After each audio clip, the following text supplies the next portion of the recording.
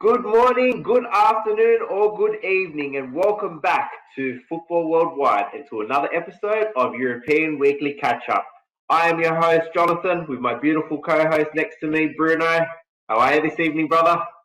Fantastic, mate, and what a weekend of football we've had this weekend, and it's only going to be backed up by another weekend. So, exciting times ahead. So, without further ado, let's move into today's episode. On today's episode, we'll be covering match day 2 of the English Premier League, that is. Serie A, match day 1, La Liga, Bundesliga, match day 2 review, as well as Ligue 1, match day 3. We'll do our around the grounds, our ones to watch. And like always, don't forget to subscribe to Football Worldwide on all our platforms so you can keep up to date and move with us. So, Jonathan, first cab off the rank. First one off the rank, the English Premier League. Bruno, let's take off the fixtures. So this week was an intense week. For those viewers who are watching our visual podcast, you will be able to see the results on the screen. So we'll go through it quickly. Liverpool defeated Burnley at home 2-0. Aston Villa, life without Grealish continues, and they've won 2-0 against Newcastle. Our only scoreless fixture of the round was Crystal Palace and Brentford, who shared the spoils in a 0-0 draw. Leeds United and Everton also shared the spoils with a 2-2 draw. Man City absolutely thumped Norwich with a 5-0 win. Brighton defeated Watford 2-0. Southampton and Manchester United, some would say it was a surprise result. Jonathan would say it's just Ole's true colours coming out, and that was a 1-1 draw there. The Wolves lost to Tottenham Hotspur, who continue their undefeated run in a 1-0 victory. Arsenal, disappointing yet again, losing to Chelsea 2-0 at home. And West Ham rounded it out with a 4-1 victory over Leicester City. Jonathan, wow. It was an interesting round of the Premier League. We saw so much coming into it. There was so much hype. Many questions, can Ole back it up with his Manchester United? You mentioned you didn't have faith in him. I mentioned it was 18 minutes of a lapse in the Leeds concentration that gave them that 5-1 win. And, that was there. Chelsea, Arsenal, we saw what happened last week with Arsenal losing to Brentford in the opening fixture. This week, same thing, 2-0. The story goes on, but we've highlighted a couple of our premium fixtures, or the ones where we think the news really came from, and it was Man City 5, Norwich 0. Grealish, Jonathan, he got off the mark. Got off the mark, even if he didn't even know he was at the time. Like that ball that went straight across the face, and he just stumbled it in without even giving it much of an air swing. But what do you do? Look, main point is, first match day, I said I wasn't too impressed with him. He had a much better performance this week, and he's still got a little bit more. He needs to adapt himself a bit more to the team, but you can tell he's starting to improve himself and get himself more familiarized with his teammates and so forth. I think he did enough for what he needed to for his second game. And he played well. He still got a long way to go, but overall he did quite well, I thought. But in saying that, with the result that 5-0 over Norwich, does Man City still need a striker? Do they still need a number 9, Bruno? What do you think? Well, look, out of the 5 goals, there were 4 different goal scorers from Manchester City. You had a couple of substitutes getting them in as well: Grealish, Laporte, Sterling, and Mahrez. You also had a terrible, cruel own goal, which opened the score sheet only after 7 minutes. But Gabriel Jesus didn't get on the score sheet. He is their number 9, but Pep had something in him this week, and you could just see he was playing a different style of game that you were used to seeing with Gabriel. I'm yet to see the Grealish, De Bruyne start together. And I think when you do see that, it's going to be one of two things. It's going to be poetic, like a symphony, an orchestra, or it's going to be a complete disaster class. I probably favour the Symphony, because at the same time, you're looking at Manchester City, you're looking at Pep, and you're looking at a star-studded lineup. It was something that you couldn't have predicted that win. But after Norwich losing 3-0 to Liverpool in match day 1, they lost 5-0 to City. They've gotten 2 very tough games out of the way very quickly. But they're yet to put a goal in the back of the net. Well, they are. Krul put one in, but it was for the wrong team. But you've got Pukki, who I had so much hype around him going into this season, and they're lacking a lot. And I didn't think they would be where they are to begin with, in the sense of, I didn't expect them to get any points from their first 2 fixtures, but at the same time, they haven't shown anything really. They haven't shown any pizzazz or anything that can entice me to suggest that they will be performing well. But you gotta hand it to Manchester City. They're putting their foot on the throats of their opponents, and it just shows one loss in match day 1 does not take away from what happened in the following week. No, definitely not. So you're definitely expecting Norwich to somewhat have to bounce back sometime soon. They don't want to keep going on these losing ways as what they are. They owe it to their fans, and being back in the Premier League after spending that time back in the Championship, they need to come back soon and strong. So I think we'll move on to the next match if we can, Bruno. Arsenal 0 once again, been losing to Chelsea 2. Mate, was it the Lukaku show? Is he now going to be the MVP as he was for the Serie A last year? I don't know. You tell me. But what an amazing second debut he had for Chelsea. He was just everywhere. His hold-up play. I'm a person. As you know, he's a personal favourite of mine. When he was at Inter Milan, I've been a massive fan of him ever since he was at back when he was at Everton. I've just always been a big fan of what he could do, his style of play. He copped a lot of slack back in his earlier days with his touch and so forth. But for me, he's always been a striker that's made chances and scored goals.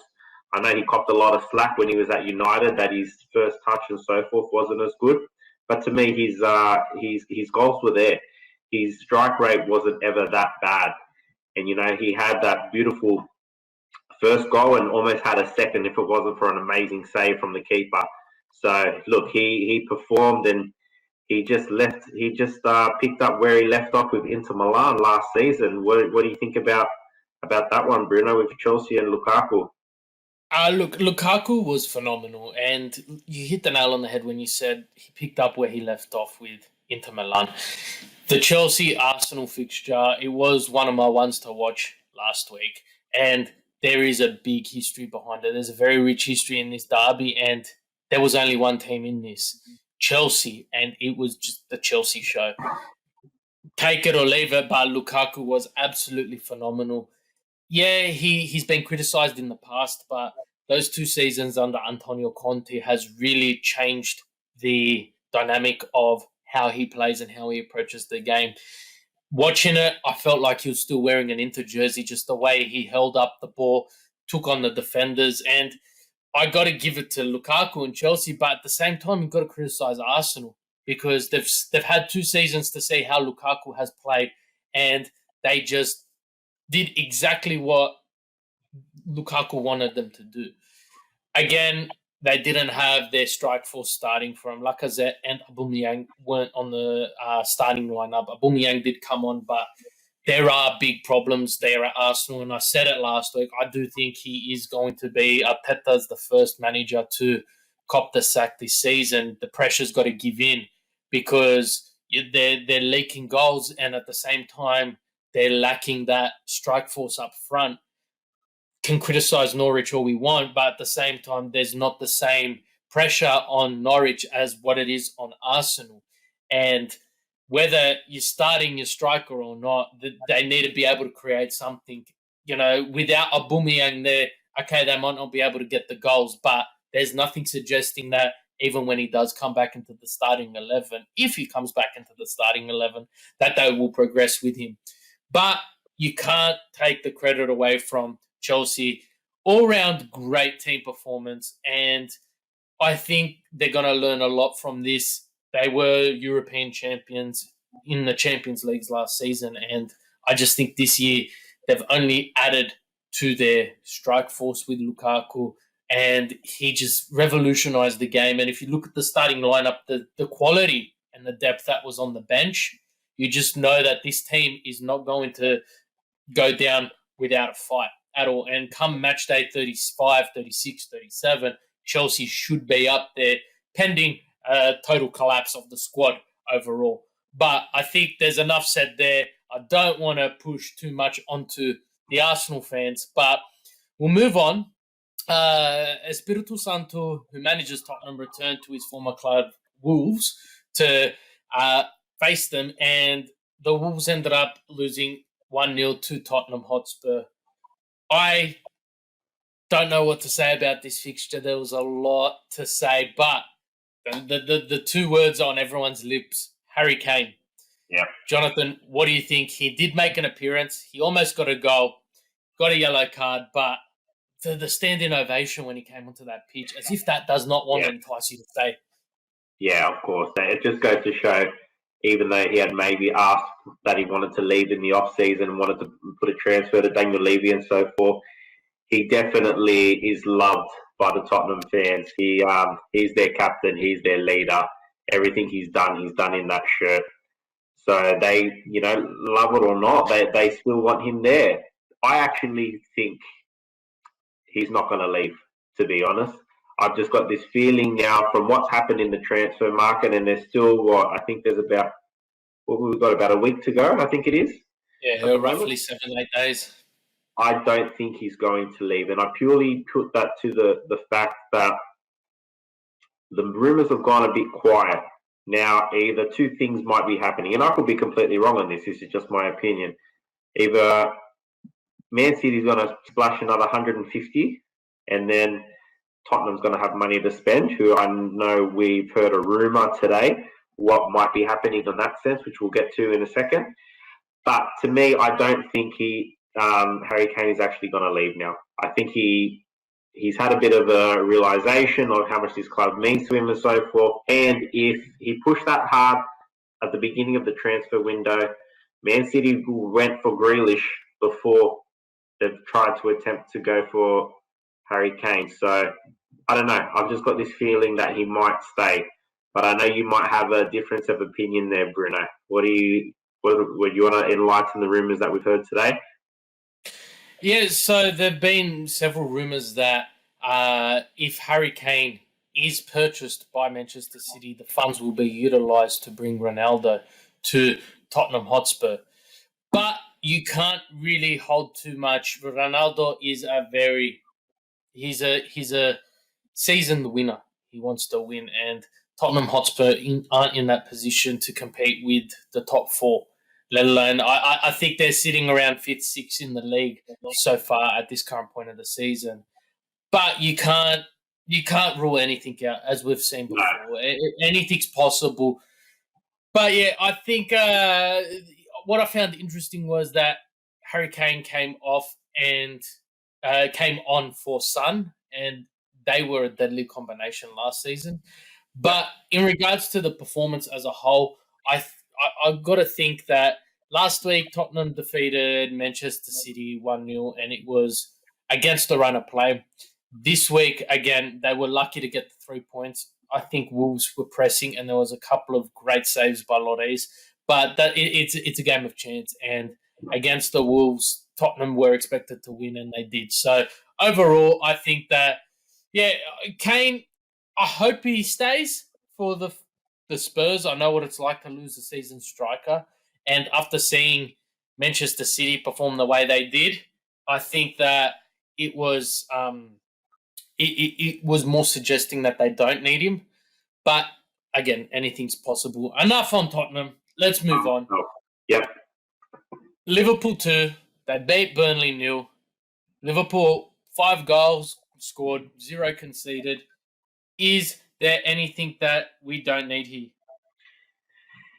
What do we say? Virgil van Dijk, back to his best.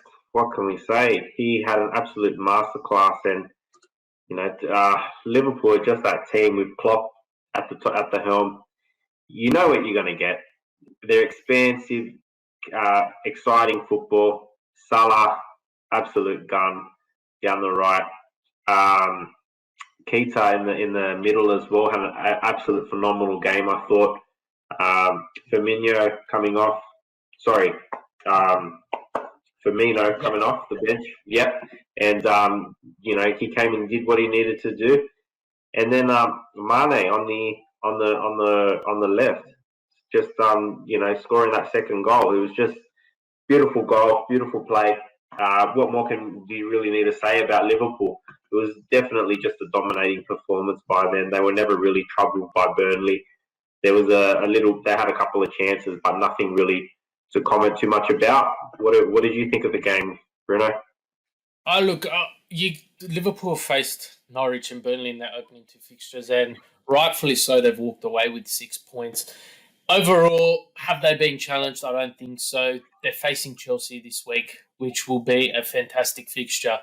But I think overall, you're looking at a Liverpool team who are essentially back 2 years.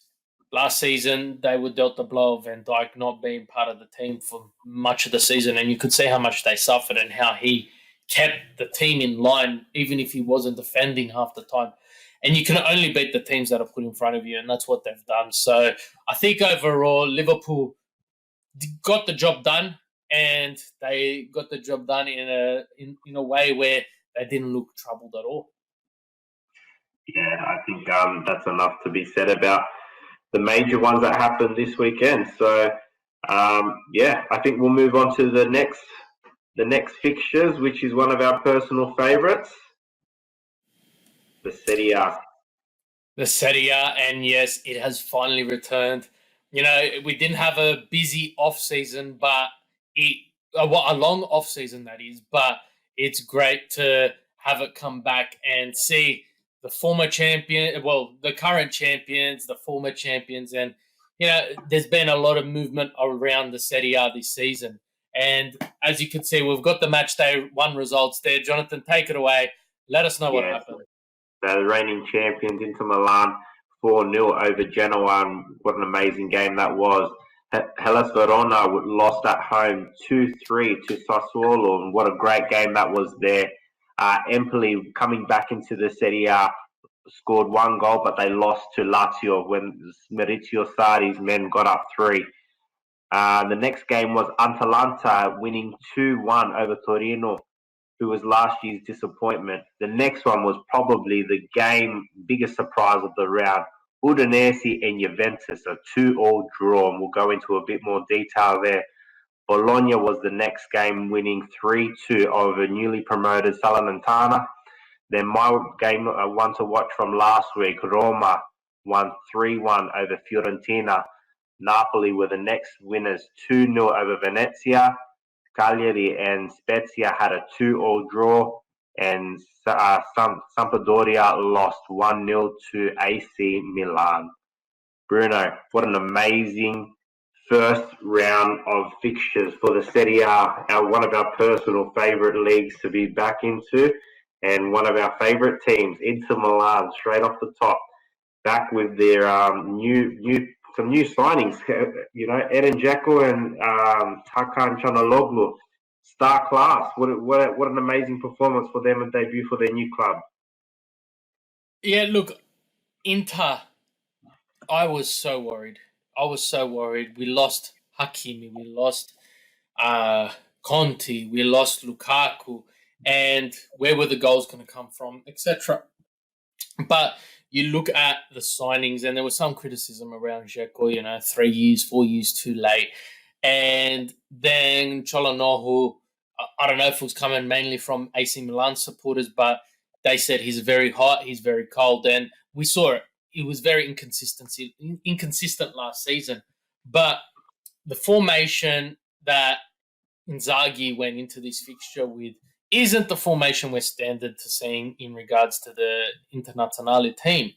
And due to the fact that Alexis Sanchez was injured, Lautaro Martinez was serving a suspension, which he incurred last season, he was forced to play Sensi up front next to Dzeko, but the fluidity amongst the team was phenomenal.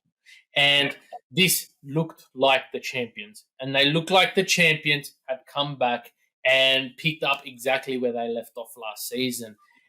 The return of the fans, something spectacular. It's something you really wanted to see. And Inter, for those who don't know, the San Siro, the Giuseppe Meazza there, they have one of the most aggressive crowds not aggressive, intimidating crowds, that is. And when capacity is hit, you've got 60-odd thousand week in and week out. And that's only going to spur on Inter Milan this season. But Dzeko, Hakan both had a goal and an assist in the opening fixture. They picked up, and that's the confidence boost you need as a new signing to a club. And we mentioned how important it was for Grealish to get off the mark for Manchester City, no matter how it happened. But the scoring was opened by a beautiful Skriniar header. He's always there. You've got the Çalhanoğlu goal. Vidal, what a goal.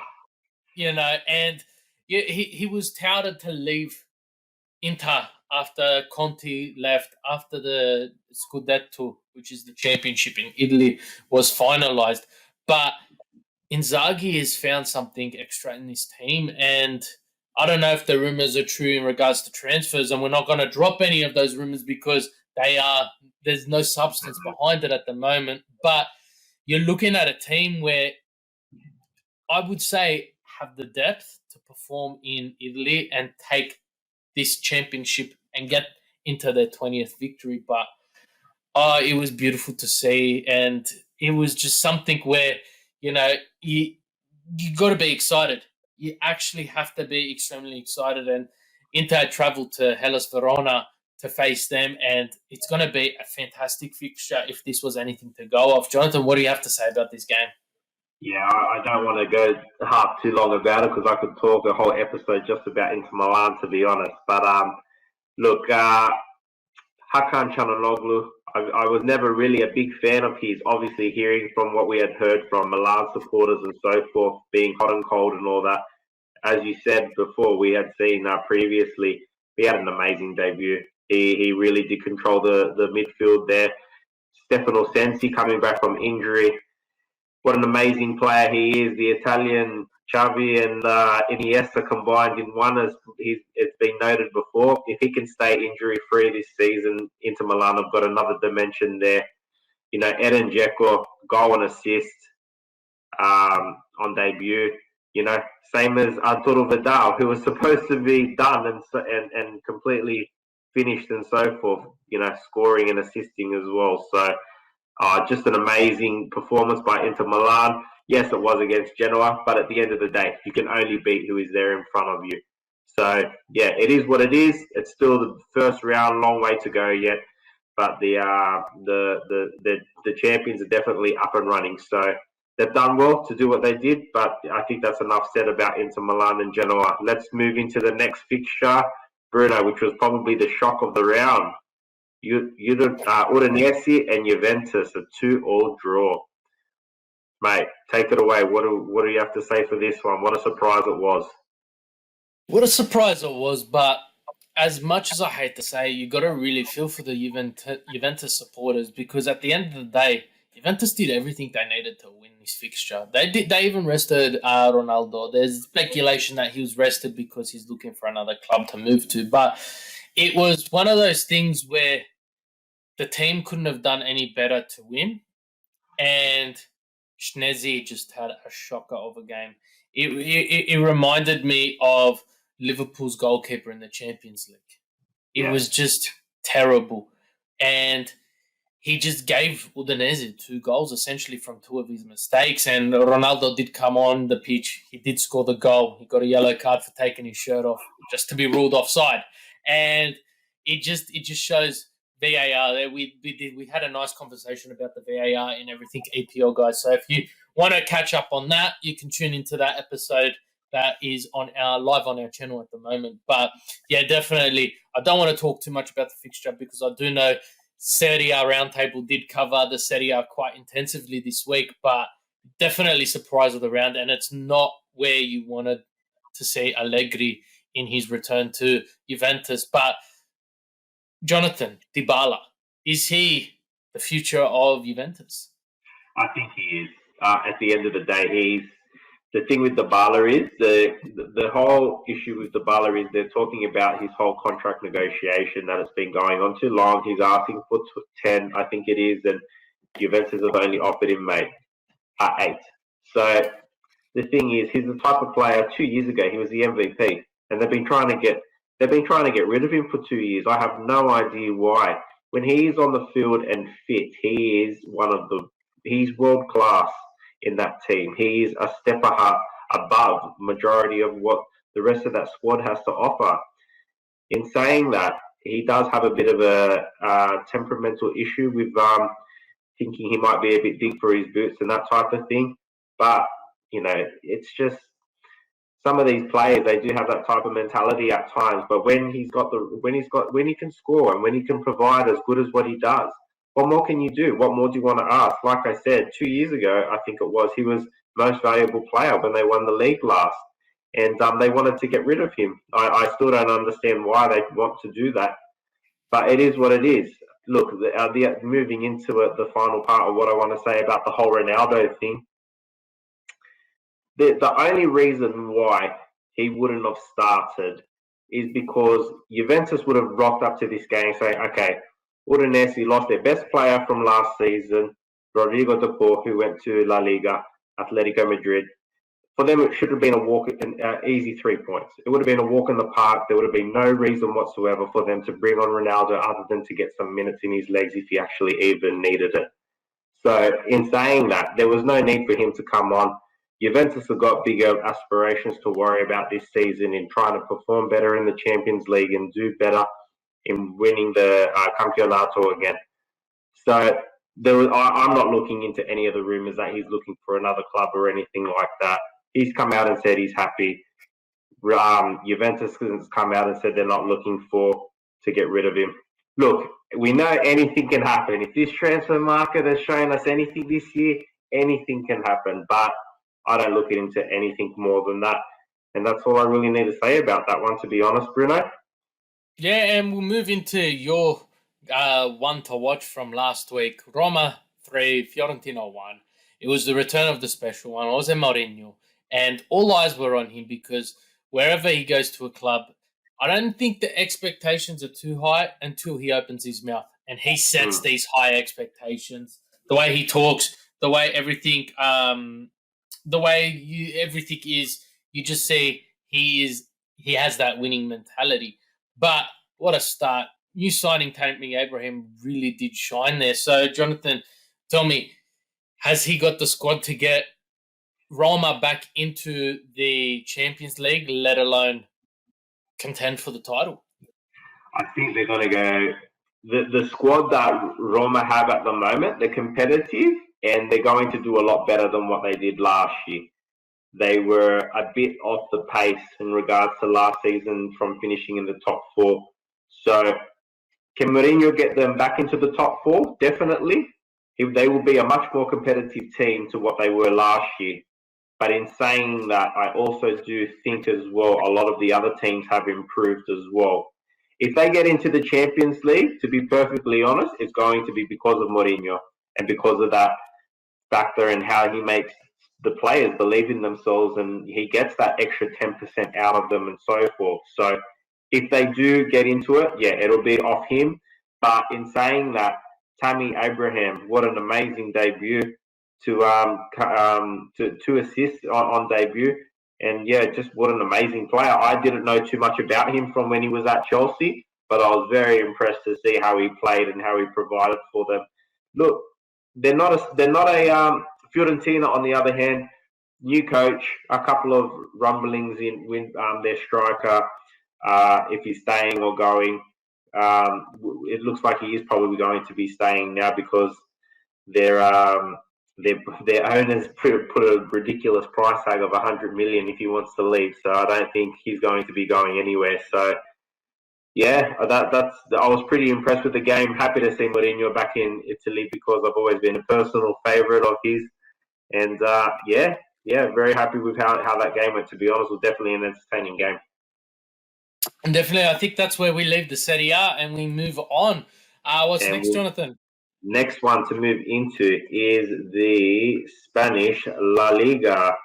Bruno, what an amazing match day it was this weekend, match day 2. Let's just go through the results from the top. Real had a 1-all draw with Cadiz. Alvarez lost 1-0 from Mallorca. Granada played a 1-all draw with Valencia. Espanyol and Villarreal played a 0-all draw.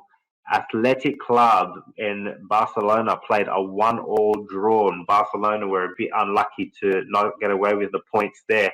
Real Sociedad and Real Sociedad won 1-0 over Real. Atletico Madrid won 1-0 over Elche. Levante and Real Madrid had a 3-all draw. Getafe and Sevilla. Sevilla won 1-0 with Eric Lamela scoring another goal from in his first season in La Liga. And Osasuna and Celta Vigo had a 0-all draw. Mate, it was an exciting match day, that's for sure. Some of these results were very, I didn't expect to. Very surprising. I didn't expect to see some of these, but I think first off the top, Athletic Club and Barcelona playing a 1-all draw. Did you catch this one, Bruno? Yeah, I did, and I find it funny because you say that Barcelona were lucky not to get more from it. It could have went both ways. I think Yeah, Athletic Club, they were very, very unlucky not to walk away with 3 points there as well. And I think the match ended with a red card to Barcelona simply because it was a last man tackle, which needed to be done. It was going yeah, to be a goal either way. But Memphis Depay gets his goal. He had so many possible chances. And right before he got his goal, he just kept trying to look for someone in the box. And he just took the shot finally and he got his goal. But look, I think Barcelona is going through a rebuilding stage at the moment. And at the end of the day, you're looking at a squad that has been hit quite hard, not just in the sense of losing Messi, but the financial aspect behind it all. And you've got players like Piqué taking pay cuts to accommodate the rest of the league. I also think Aguero will be influential when he does return to the squad following his injury, which shouldn't be too long now. But I think the story of the night would have to be Bilbao getting the point against Barcelona, and it's something special, to be honest. It's something special, especially when you're getting to get that. So, what's your opinion on how Barcelona performed? yeah. I look. You hit it on the nail on the head there in regards to that. The game could have went either way. The only reason why I was saying I thought Barcelona could have won it as well. Memphis Depay did have a couple of chances. He probably should have scored at least another one or two more. Frank De Jong, beautiful balls in through the middle of the middle of the box and so forth. He almost had a pretty good chance himself. But that was my take on as to why I thought Barcelona probably could have done a bit more. But yeah, that's all I really had to say about that one, to be honest, Bruno. So I'm happy to move on to the next one, mate, to be honest. Yeah, look, Atletico Madrid, current champions, they're just marching through it at the moment. They defeated Elche 1-0 at home.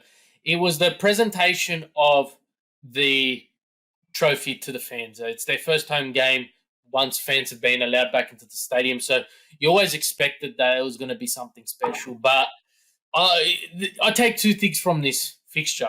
One, Rodrigo de Paul was a steal and played absolutely phenomenal. And two, Correa, 3 goals in 2 games, but he's just carrying his Argentina form across to Atletico. And I personally, Atletico Madrid are the only team in the league at the moment that I really can put my fingers on and say are going to go and win the title. That's Yeah, my take on it. Jonathan, what do you think? Yeah, like you said, Correa and Deport, that Argentinian connection playing from the Copa America, they link so well together. They've got a good understanding. You can already see that there. Elche didn't really give much resistance to Atletico. They could have scored a few more. Only being a 1-0 result probably complements Elche a lot better than what they actually were, to be honest. So Correa, 3 goals in 2 games. Suarez still not on the score sheet as yet. We still got to see the best of him, but as soon as he's up and running, this Atletico Madrid team is definitely going to be flying to the making a challenge for their second year in a row, to be honest. But in saying that, Bruno, I think we'll move on to the next one, which was a massive surprise in my eyes. Levante and Real Madrid playing a 3-3 draw. What an entertaining game this was. Starting from the first goal, from Benzema crossing it in to Bale squaring it in the middle. But mate, what about this Real Madrid defense leaking 3 goals and a couple from last week as well? You can definitely tell they're missing Sergio Ramos and Rafael Varane. Yeah, definitely, and that was the point I was going to make. You lost your two centre backs in the off season, and your long-standing captain, Ramos. But one of my takes I do take from this is seeing Gareth Bale back on the field for Real Madrid, seeing him on the score sheet, and just seeing the happiness with the team, especially post current situation, Zidane era, post Ronaldo era. He's just been there and he's done well. Benzema, you can't really take much from Benzema at the moment. He's performed extremely well at the moment and he's really carrying this team. But Vinicius Jr. has played absolutely phenomenal as well in his last couple of fixtures. And he is the reason that Real Madrid walk away with 1 point at the end of the day. And, Levante had their goalkeeper sent off. It was in the 87th minute. It wasn't anything special. Didn't have a massive impact, and it was a tackle he had to make, which it was a handball, really. Halfway, almost on the halfway line. So you can't really argue with that. But 2 assists for Benzema, and I just think this team is going to start gelling, but their defense, Militao and Fernandez are just not up to par. They're not up to scratch with the way the league is at the moment, and it's something that you really can't criticize anyone for, especially when you got the team taking it the way it is. But I expect Real Madrid only to improve. That's the way they've gone the last couple of seasons, and that's the only way I see it going. But I think that's where we leave the La Liga. I agree, mate. And moving into the next league, and another amazing match day it was, the German Bundesliga. Mate, what another great, entertaining match day it was here. Yeah, Bruno, very entertaining. And yeah, look, it was very entertaining, but at the same time, there was also a couple of surprises which we really did not expect. So we'll take it off. RB Leipzig opened the match day 2 with a 4-0 win over Stuttgart. Hertha Berlin lost 2-1 to Wolfsburg at home. Bochum defeated Mainz 2-0. SC Freiburg defeated Dortmund 2-1. Frankfurt Augsburg played out a 0-0 draw. Gütersloh and Arminia played out a 1-1 draw.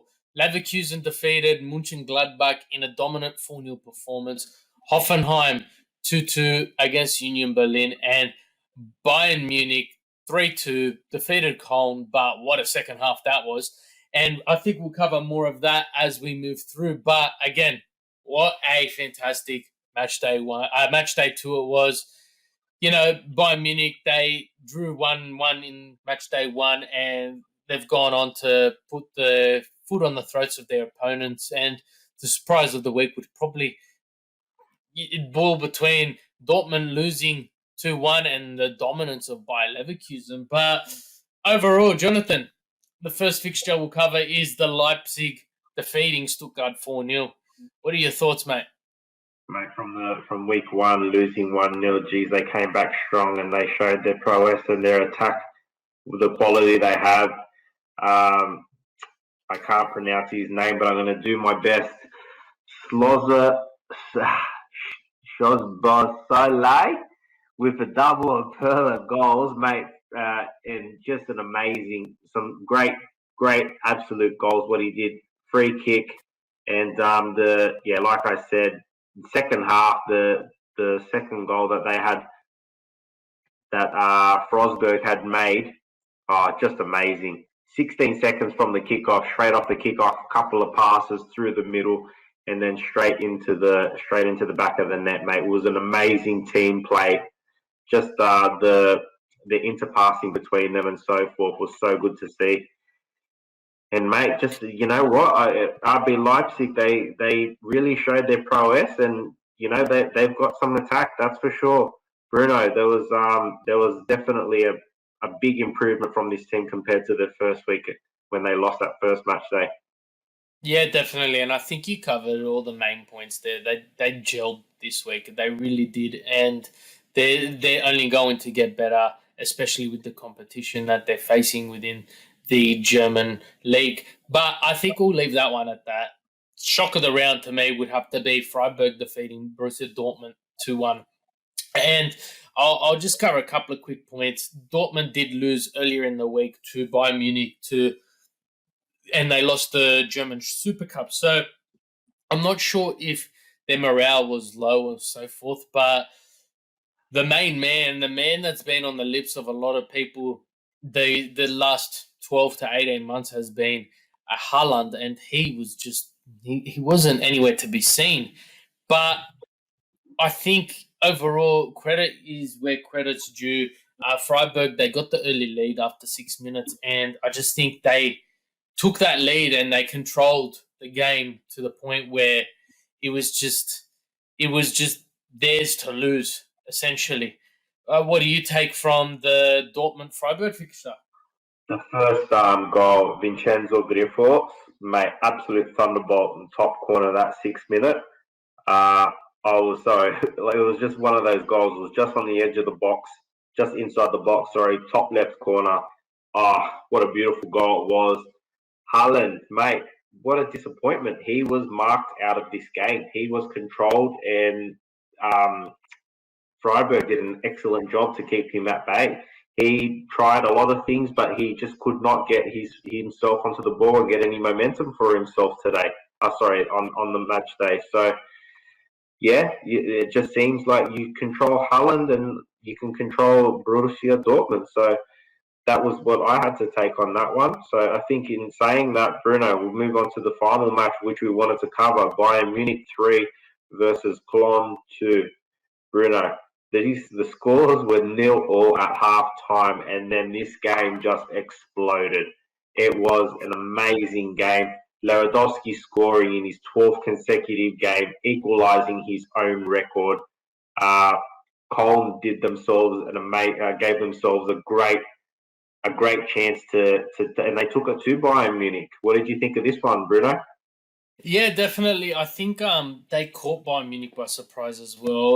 Lewandowski and Gnabry took Bayern to a 2-0 lead, and then Cologne had two quick fire goals straight after. So I think Gnabry scored in the 59th minute, and then Cologne backed it up and scored in the 60th and 62nd minute. And you just thought that the pendulum was swinging the way of Cologne in this regard. But then, Gnabry gets his double at the end of the day, and Bayern get the 3 points. And I just think, you can't underestimate Cologne in this instance. But you look at the German league at the moment, there's only one team there that is undefeated, and there's only one team there that is yet to register a draw or a loss, and that is Wolfsburg, who are flying high at the moment and can continue this. But I think let's leave the German league there, and we'll move on to the next one, which is the final league, which we love to cover, which is the French Ligue 1. Yes, definitely. Again, many surprises this week throughout Ligue 1 in France, and we will cover the main ones there. But let's have a quick run through the results for match day 3. The match day was opened by Brest and PSG, where PSG walked away 4-2 victors there. Lens surprised Monaco at home, defeating them 2-0. Saint Etienne and Lille played out a 1-1 draw, followed by a 3-3 draw with Clermont Foot and Lyon. 6 goals in that one. Very fun there.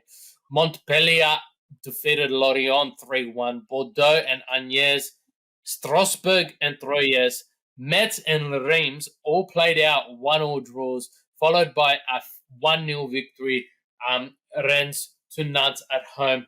The Nice-Marseille game, which was highly anticipated this week, was 1-0 prior to it being abandoned due to the fans storming the pitch. But what a week it was. We expected to see PSG debuting Messi in their jersey, but it wasn't meant to happen this week. But no Messi, the party still went on, didn't it? Yeah, I think everyone anticipated Messi and Neymar to be back this week. I think it might be happening the next match day, which they've got back at home. So they probably want to have him back at home, have a massive reception, a full crowd back at there. But what a game this was as well. The fourth goal in particular, I just wanted to make a mention. Di Maria down the right side, chips the keeper exactly like he did in the final for the Copa America. Beautiful goal. Still got the touch, still got the class. I've always enjoyed watching him play. Probably forget he's there sometimes. He's been around for so long, but still got the class, still got the quality. So, yeah. What was your take on this one, Bruno? Yeah, look, I think it was written in the stars. PSG to defeat Brest away. And they're still on the road next week when they travel to face Reims. So I don't know. I think maybe you're right, and it'll be after international break where we will see Messi debut for PSG. But look, I don't think the scoreline 4-2 doesn't reflect the actual fixture itself. It was a lot closer than what people think. At the end of the day, the pedigree and class of PSG just really shone, and they walked away with the 3 points. In a fixture where you expect that Lille was going to get their campaign started, and just it's stalling still. They're still stalling. The current champs, they travelled to Saint Etienne and they drew 1-1. And Jonathan, what's your take on this? So they are the first reigning champions since 2012 not to win any of their first 3 games. Now, champion hangover, what do we say? We've said it a couple of times, Bruno, the losses that they've had in the off-season, we thought that they may have been able to, replace them and come good, but their goalkeeper and their defensive midfielder, which their biggest losses in the off-season, it looks like it's just been a bridge too far for them to take so far. It was an entertaining game, though. By all means, it was very entertaining. It was very end-to-end. And I thoroughly enjoyed it. Before the game, I expected Lille to get the 3 points and get the W, but they're still stalling, like you said. They still look like they've got a bit of a hangover from last season. Sorry, Bruno. What do you think? Yeah, look, I just think they were the champions that shouldn't have been. It was like the Leicester victory a couple of years ago when they won the Premier League. You didn't expect it with the pedigree of the rest of the league, but you didn't also expect them to lack so much this season so far. And you can just see there's holes everywhere, and they're trying their best. And I don't know if they're Band-Aid fixes or it's just something that's going to repair itself over time. But I think the less we talk about this, the better. But let's move on to the 6-goal thriller. Lyon and Clermont Foot split the points where they played out a 3-3 draw. And I'm telling you, Jonathan, Clermont Foot are becoming a favourite of mine. They are the underdogs, but they just keep going. The motor keeps motoring through, and it's just it's beautiful to see the newly promoted team just come through. They were down 3-1 at halftime. Rashani came on and scored a double. So it was something to be remembered for the team. And I just think, they're undefeated after 3 games in what is probably a extremely competitive league in their sense. But Lyon, the question is, you're leading 3-1. How do you give that in? And we spoke about the pie going to Barcelona, and we've mentioned it a couple of times over a couple of separate podcasts, but they've seemed to have attempted to fix that. They've recently signed Shaqiri from Liverpool. Jonathan, is it going to make any change? Their attacking prowess, they're looking a bit blunt. Yes, they scored 3 goals this week, but Rashani coming off the bench in the 70th minute, scoring those 2. Musa Dembele also scoring 2 as well. This was a good game. You thought Lyon at 3-1 had this all wrapped up and ready to get their first win of the campaign, but just wasn't meant to be. They've been such a disappointment. But as I predicted at our first week, I thought they'd be out of the top 4, and they're showing why. Depay has just been such a big loss for them, and it looks like the addition of Shaqiri should improve them. Hopefully, he's going to get a lot more playing time than what he had been at Liverpool. So if he can get onto the pitch and back to where he's best, to where he used to be when he was at Bayern Munich and so forth, and in his later days in Liverpool, that he can definitely put the goal in the back of the net. So it'll be interesting to see how he fares in Ligue 1, that's for sure. Definitely, and I think that's where we leave our top 5 leagues there in Europe. Just for the rest of you fans, for those who have just tuned in, don't forget to like and subscribe to Football Worldwide, where we will keep you up to date with weekly shows.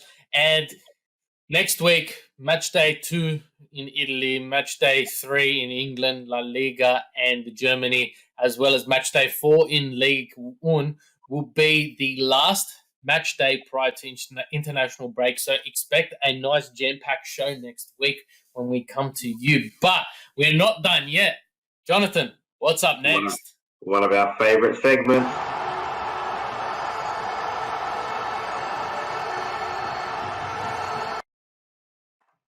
That's right, guys. It's around the grounds. Speaking of picking a game of each of us picking a game out of the top 5 leagues which we don't actually cover. So my one this week, to be honest, Bruno, I couldn't go past Rangers versus Celtic. What an amazing game. They're both 1 point off first position. The history between those two, the rivalry, this is going to be an amazing fixture. And Postecoglou versus the Liverpool legend himself, Steven Gerrard. So, mate, what an amazing game this is going to be. What was your one for this week, Bruno? Look, excuse me. I'll be taking it outside of domestic leagues and into Champions League qualification. You have Shakhtar Donetsk hosting Monaco. It will be at Shakhtar's home ground, but you just feel Monaco is going to want to get revenge following the 1-0 loss at home to Shakhtar, and everything's on the line. Champions League means absolutely everything to both of these teams. So I think that's probably going to be, if not a high-scoring game, I think it's going to be one to watch in regards to entertaining. But I think that's what we've got for Around the Grounds. What's next?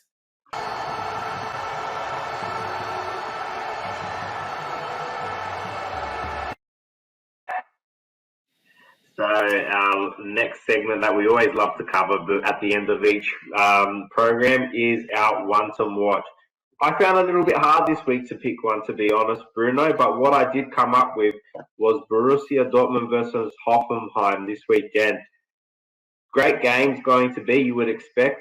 Hoffenheim playing extremely well, especially from their first 2 fixtures, and Borussia over last weekend getting that loss. So you're expecting them to come back and all guns blazing. What about yours for this weekend, Bruno? Yeah, before I mention mine, exactly what you said. Expect Borussia Dortmund to really take it to Hoffenheim. They've got a lot to prove, and they've got a lot to express where they've rejected massive money for Haaland. Was it the right decision? But my ones to watch is probably the one that I also mentioned in the EPL, Everything EPL show.